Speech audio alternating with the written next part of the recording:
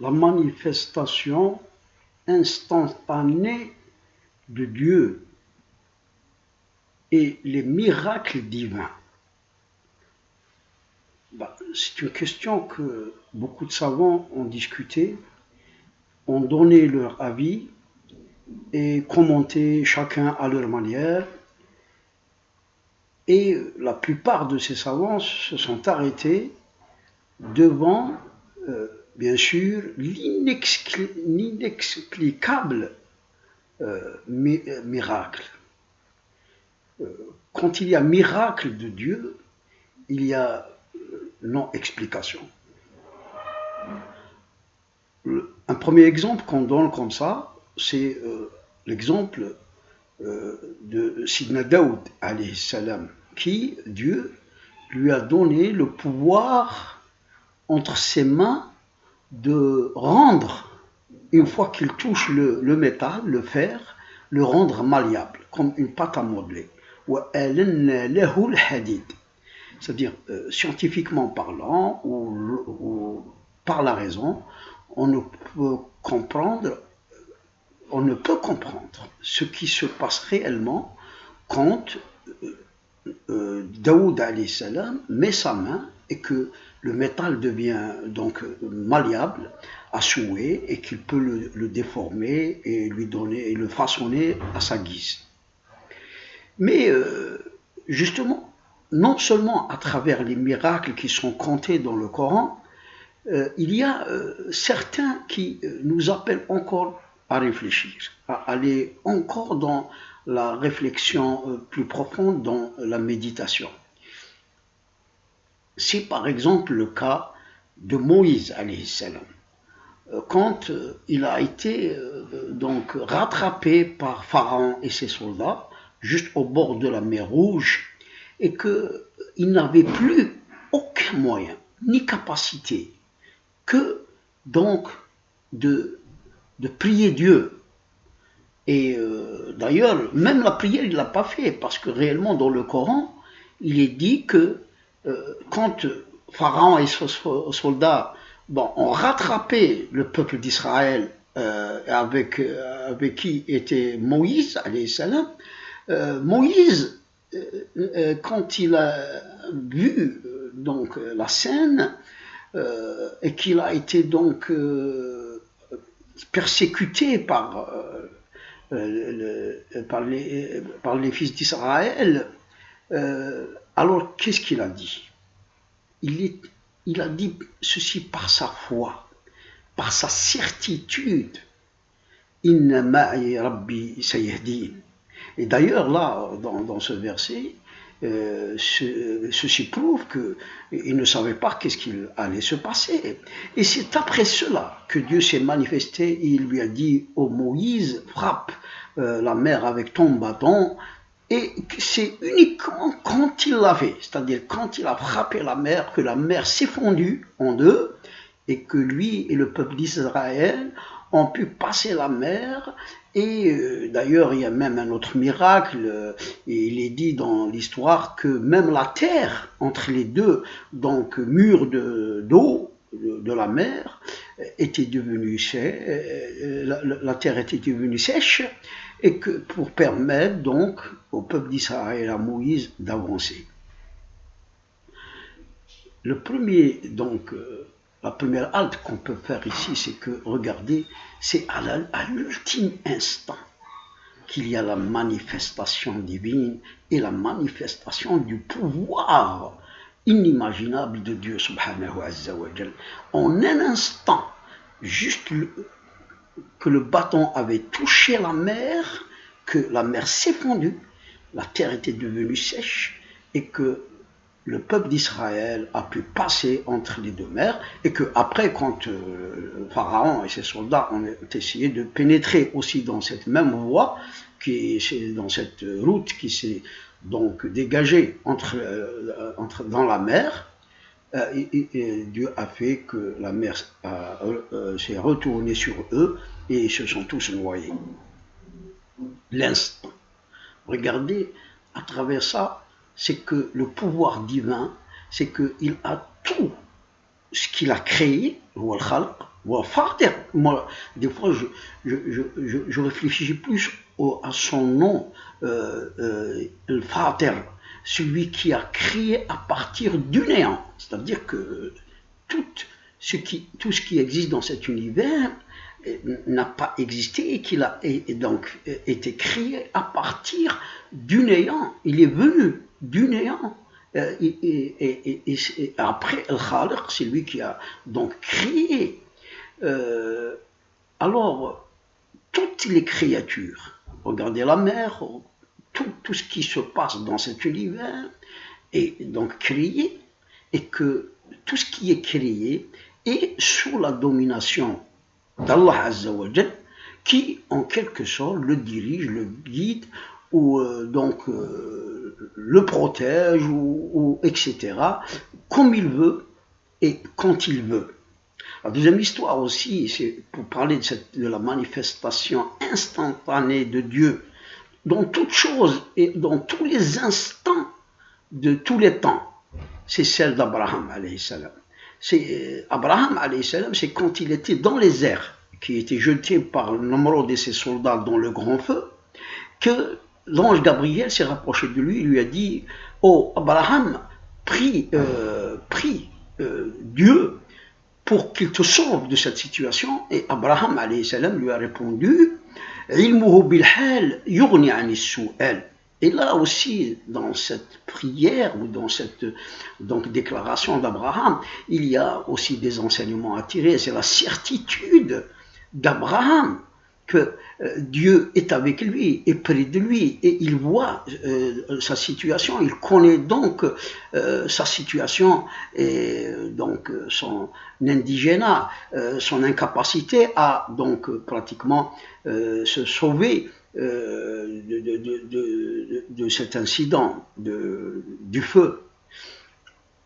Et Dieu Azza wa Jal, en un instant, imaginez, parce que là je parle d'instant, il était dans les airs avant de tomber dans le feu qu'il a dit tout ça, qu'il a dit ça. Et c'est dans cet même instant, avant même qu'il ne tombe, que Dieu a ordonné, a commandé au feu: wa qulna ya nar kuni bardan wa salaman ala Ibrahim. Et dans cet instant, réellement, hein, dans les profondeurs, il n'y avait pas d'instant. Même l'instant s'est arrêté en quelque sorte, c'était même pas le temps d'un clin d'œil, même pas.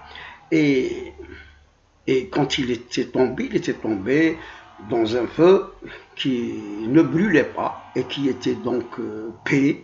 Et dans l'histoire de Tabari, on dit un peu plus, c'est-à-dire que là où il était tombé, il y avait une clairière, un jet d'eau, un petit paradis là où il est tombé. Et il est sorti par la suite dans le feu, entre le feu, sans qu'il ne soit brûlé. Si j'ai cité ça, c'est parce que je voulais faire donc juste une relation avec tous les miracles divins qui se produisent tous les jours dans notre vie et que les humains ne se rendent pas compte ou n'attachent pas d'importance ou ne réfléchissent pas à ces miracles extraordinaires divins qui nous enseignent la présence divine donc, avec toute chose et auprès de toute chose.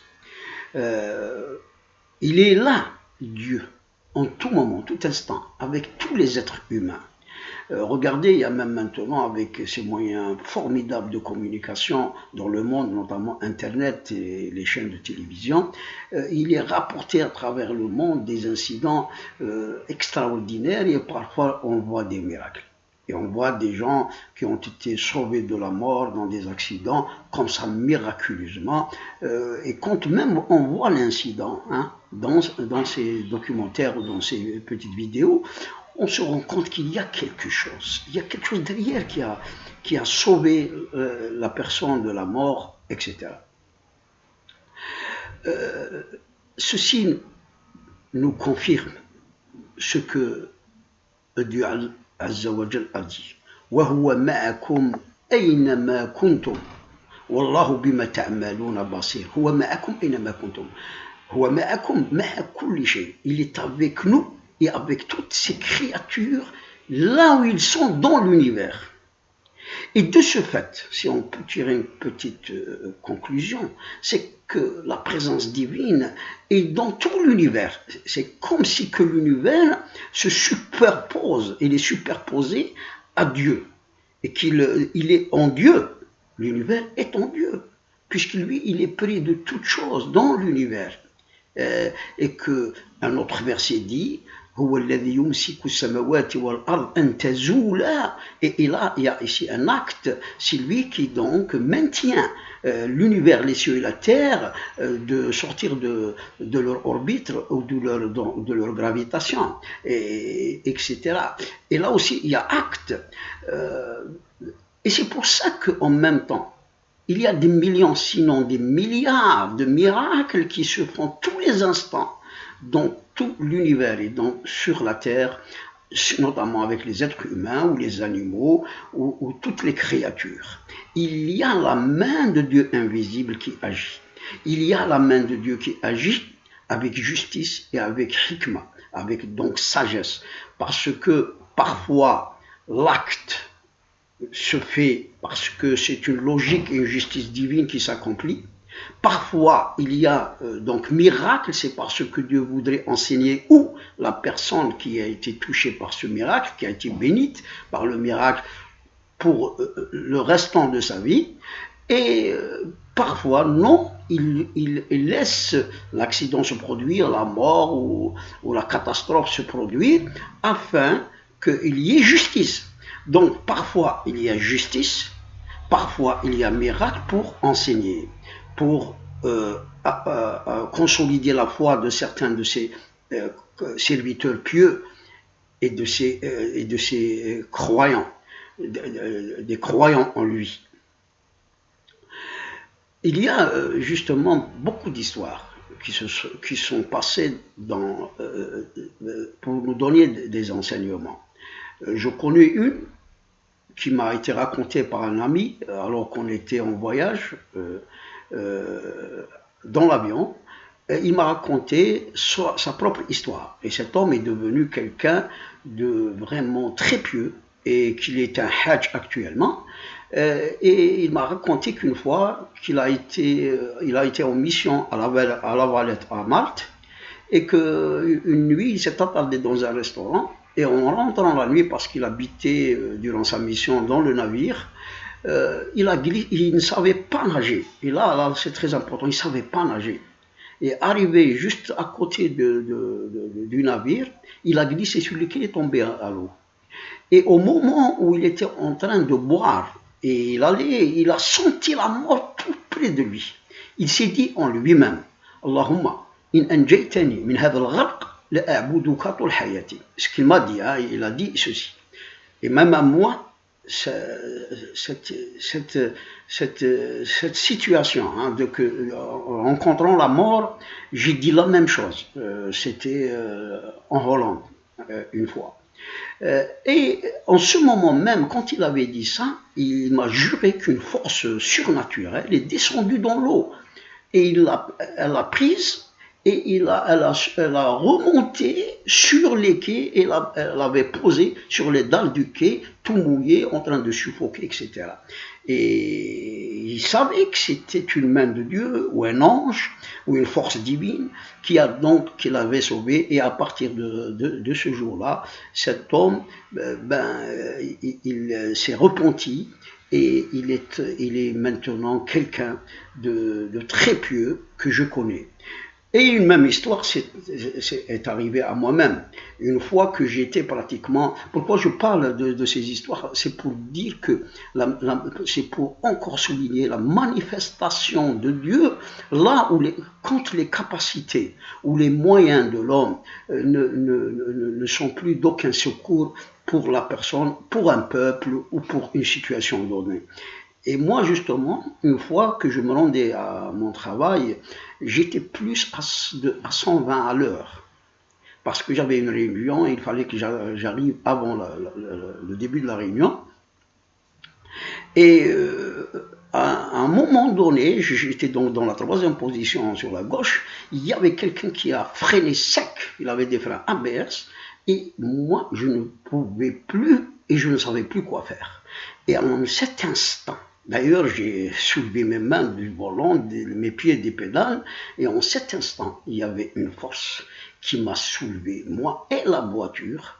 Et elle m'a mise d'ailleurs entre la voiture qui s'est arrêtée et la glissière, il n'y avait même pas 50 cm, et cette distance de 50 cm brusquement s'est étirée. On est rentré dans une autre dimension. Et que je suis, avec cette force qui m'a transporté, elle m'a fait passer devant donc la voiture qui s'est arrêtée, et puis elle m'a transporté avec la voiture en passant les deux lignes qui arrivaient, et elle m'a posé en dehors sur la chaussée sous un arbre.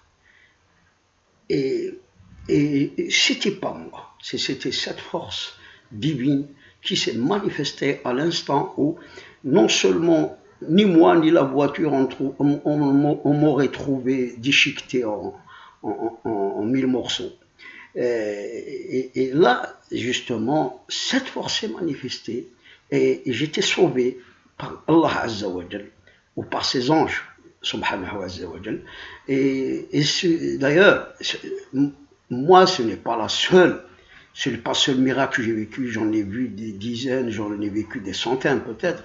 C'est que ceci, en discutant de ça, c'est pour vous dire que Dieu se manifeste généralement contre les capacités, ou contre les moyens, ou contre les facultés d'un être humain ne serviront à rien, ou sont bloqués, ou bien dans des situations extrêmes où il n'y a que Dieu qui puisse sauver la personne, ou un peuple, ou l'univers lui-même. Ce que le Coran dit, ce que notre prophète Mohammed dit, les gens ne s'attardent pas, ne réfléchissent pas, parce que quand il dit essayez d'élargir ça, c'est-à-dire qu'il est avec vous, avec moi, avec tout le monde, avec tous les Chinois, avec tous les Américains, avec tous les Africains, il est avec tous les djinns, il est avec tous les anges, et il est avec donc toutes les créatures, même donc du monde non vivant, etc. Et c'est ça qui donne encore réflexion pour se rapprocher de lui et de le vénérer, de l'adorer et de sentir sa miséricorde, sa clémence, de sentir sa puissance. Et ce qui, généralement, quand on n'oublie pas ça, quand on se rappelle de temps en temps ceci élève notre foi et surtout crée en nous la certitude, al-yaqin. Et quand on atteint le on a tout atteint parce que le reste devient très facile dans la vie. Quand on a la certitude, parce que toutes les actions qu'on verrait par la suite, etc., on verrait aussi la main de Dieu, on verrait le commandement de Dieu, on verrait l'ordre de Dieu dans tout ce qui bouge, dans tout ce qui est aussi immobile, on verrait Dieu, et c'est ça donc le point que chaque serviteur devrait donc essayer d'atteindre dans sa vie spirituelle.